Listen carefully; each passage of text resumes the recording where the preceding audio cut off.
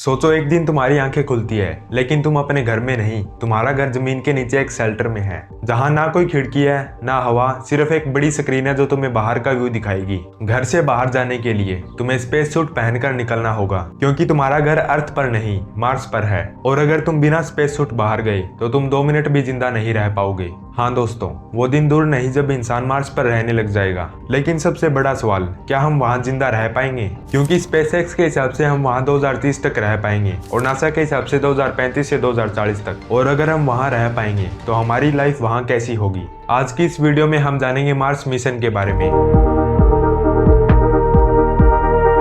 जय श्री राम दोस्तों, सबसे पहले जानते हैं मार्स मिशन है क्या। जब कोई स्पेस एजेंसी जैसे नासा और स्पेसएक्स अपने रॉकेट्स लॉन्च करती है या स्पेसक्राफ्ट भेजती है मार्स की तरफ, इसे कहते हैं मार्स मिशन। ये मिशन अलग अलग टाइप के हो सकते हैं। पहला है ऑर्बिटर मिशन, जो मार्स के आसपास घूमता है और ऊपर से डाटा कलेक्ट करता है। दूसरा है लैंडर या फिर रोवर मिशन, जो मार्स की सरफेस पर उतरता है और मार्स की जमीन पर चलकर वहां की मिट्टी, रॉक्स और एनवायरनमेंट पर स्टडी करता है। लेकिन अभी तक मार्स पर कोई इंसान नहीं गया है, सिर्फ रोबोट्स ही गए हैं। लेकिन अब प्लानिंग चल रही है इंसान को भेजने की, जिसमें एक रॉकेट लॉन्च होगा जो लाखों किलोमीटर ट्रेवल करेगा और कई महीनों तक वो सफर करेगा, तब जाके वो मार्स पर पहुंचेंगे। इसे कहते हैं मार्स मिशन। इसके 4 सबसे बड़े रीजन है। पहला है science and research. Scientist Mars की मिट्टी, एटमॉस्फेयर और पानी की रिसर्च करते हैं, जिससे ये पता चल पाए कि वहाँ पे कभी लाइफ थी या फिर नहीं, और अगर थी तो क्या फ्यूचर में वहाँ लाइफ पॉसिबल है।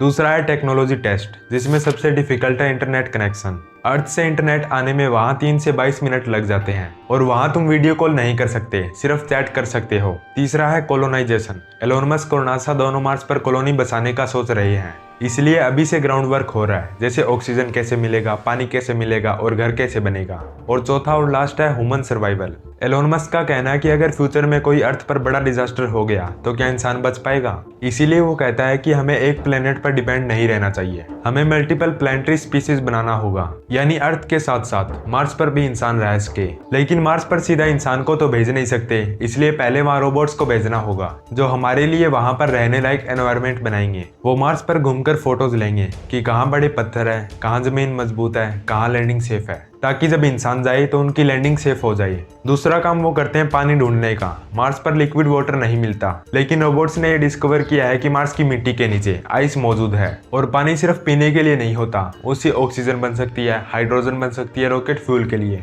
और तीसरा काम वो करते हैं एनवायरनमेंट समझने का। मार्स पर कंडीशन बहुत एक्सट्रीम होती है। दिन में टेम्परेचर नॉर्मल रहता है, लेकिन रात में -125 डिग्री तक पहुंच जाता है और वहां रेत के तूफान आते रहते हैं जो महीनों तक चलते हैं। अब सोचो ये सब हमने कर लिया, पानी भी मिल गया, एनवायरनमेंट भी सही है, ऑक्सीजन भी मिल गई।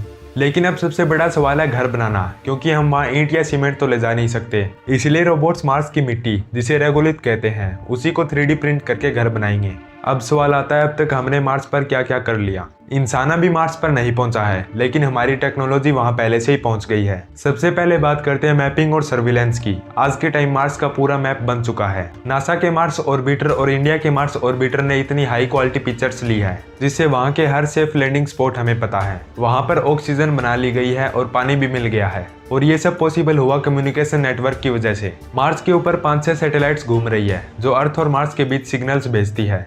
अब सोचो वो दिन आ गया जब लोग मार्स पर रहने के लिए जा रहे हैं, तो वहाँ एक पूरा दिन इंसान क्या करेगा, कैसे रहेगा। सबसे पहले बात करते हैं घर की। वहाँ तुम खुले आसमान में घर नहीं बना सकते, क्योंकि वहाँ ना हवा है ना ऑक्सीजन। वहाँ 2 टाइप के घर होंगे, पहला तो जमीन के नीचे शेल्टर में, और दूसरा मार्स की मिट्टी से बना हुआ। घर के अंदर आर्टिफिशियल ऑक्सीजन होगी। अगर तुम बाहर जाओगे तो तुम्हें स्पेस सूट पहनना होगा। ये सब तो ठीक है, लेकिन वहाँ खाना क्या खाएंगे? देखो, अर्थ से मार्स पर हर रोज खाना भेजना पॉसिबल नहीं है, इसीलिए लोग वहाँ खेती करेंगे और वहाँ नॉर्मल खेती नहीं होगी। वहाँ बिना मिट्टी के सिर्फ पानी और न्यूट्रिएंट से खेती होगी। मार्स पर बारिश नहीं होती, लेकिन इसका मतलब ये नहीं है कि वहाँ पानी नहीं है। मार्स की जमीन के नीचे आइस मौजूद है। रोबोट्स उस आइस को निकालेंगे, पिघलाएंगे और फिर फिल्टर करके उसे पीने लायक बनाएंगे। मार्स पर कोई नॉर्मल जॉब नहीं होगी, हर इंसान एक मिशन का पार्ट होगा। इंजीनियर्स मशीन और ऑक्सीजन सिस्टम संभालेंगे, साइंटिस्ट रिसर्च करेंगे, फार्मर्स फूड ग्रो करेंगे। अगर आपको जानना है कि एस्ट्रोनॉट स्पेस में कैसे रहते हैं, तो आप मेरी ये वाली वीडियो देखें।